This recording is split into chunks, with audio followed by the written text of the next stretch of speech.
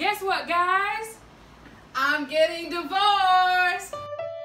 Roll with it, roll with it, roll with it, out of control with it. You gotta roll with it, roll with it, roll with it, out of control with it. You gotta roll with it, roll with it, roll with it, out of control with it.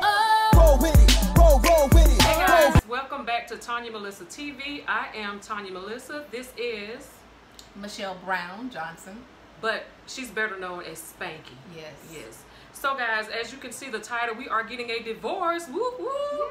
Yes, so if any of you guys have been going through anything, you don't know whether to get out of your marriage or stay in your marriage, if you've prayed about it, it's still not working, Spanky's going to give us some good advice on what to do and, you know, just a few steps to follow. So because she's getting her divorce. Yes, and we can get back to our normal girl time. Yes. So she's going to be answering some questions for you guys and hope you guys can learn something from this. Okay, so our first question is, what were the first signs of trouble in your marriage? Like, did you guys go to counseling to pray about it, or what was it? Well, the first signs for me were, I had many signs. I'm gonna say that first. Some of the most significant ones were that the bond building between my ex and my children was not there.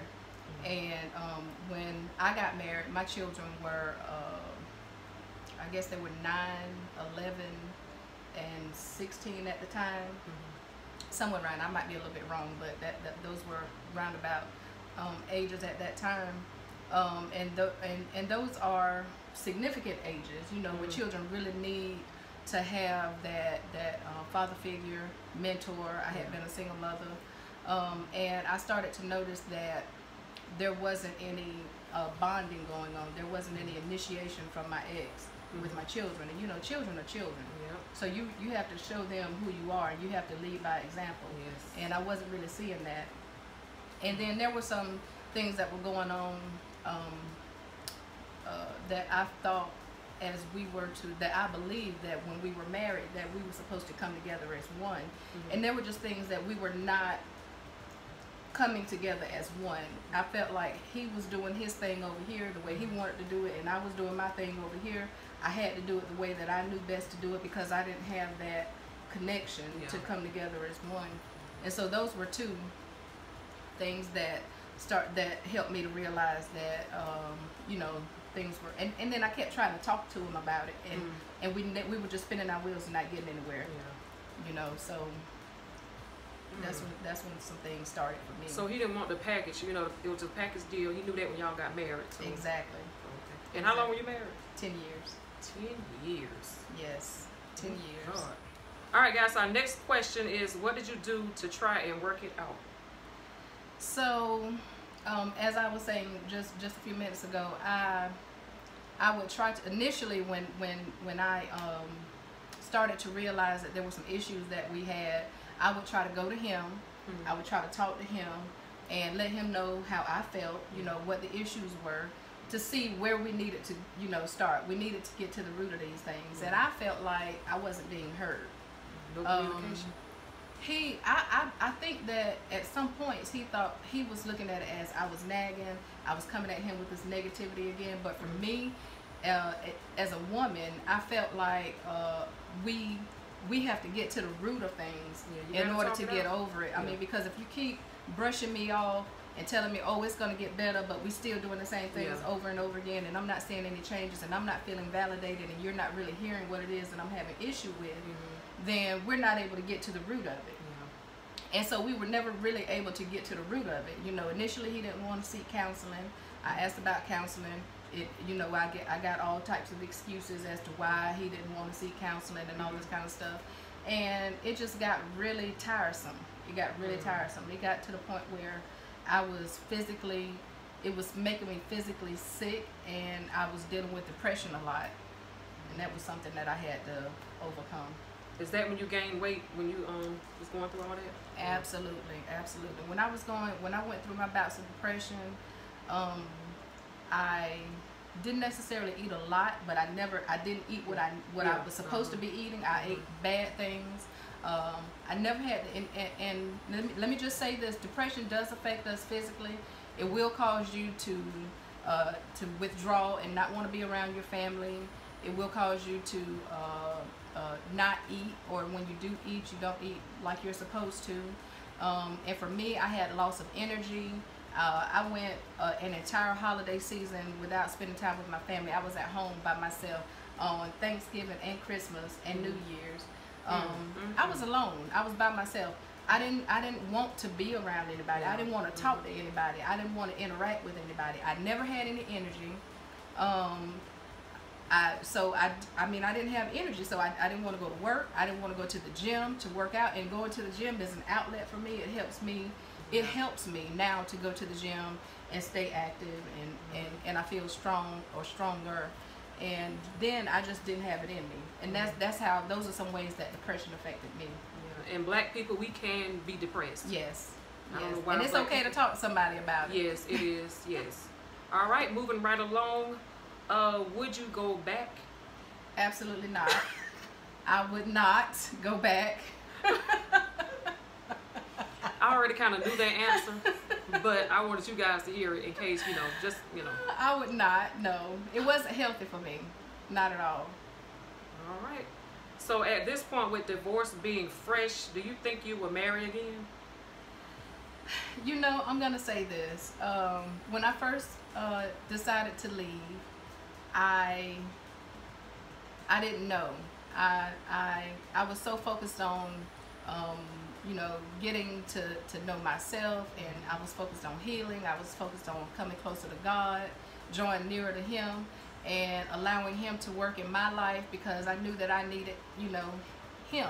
Without Him, nothing is possible. With Him, everything is possible.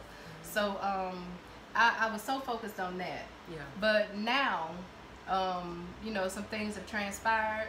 I'm feeling good. I've met a wonderful person who is very attentive, who's a good man, and yes, I will marry again. All righty then. All right. Yeah. Well, new husband, you will not take her from me. No. We're not having that. Won't happen. Because every marriage needs, she need her girl time. She need her, with her friends, and you need friends with your guys. Yes. So let me just throw that out there, because some of y'all be acting funny when your wife want to go somewhere and do something. Stop tripping. Exactly. All right. The final question is, well, this is just, I don't know what I would call this a question. Would I? Oh, yes, a question. Some advice, okay. Yeah. Okay, so what's some advice you can leave with others that are stuck in between leaving or staying? You have people out there, they don't know what to do. I know. They don't know the first move to make. Absolutely.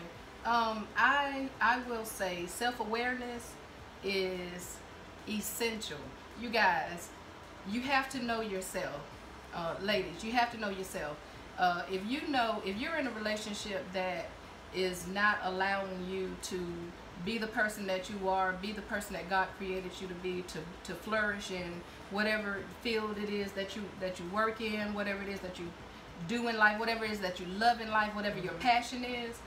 If your relationship, the person that you're with, is stifling that, if you're not able to come out of that, then that's going to be something that you need to delve into and figure out, okay, is this something that I'm going to be okay with for the rest of my life, or do I need to be happy? Do I need to have a peace of mind? For me, peace of mind is everything, and I didn't have that. And so in my marriage, you take those vows, for better or worse, rich or poor, till death do us part. I took them seriously, and I tried to hold on to what we had, but it was toxic for me.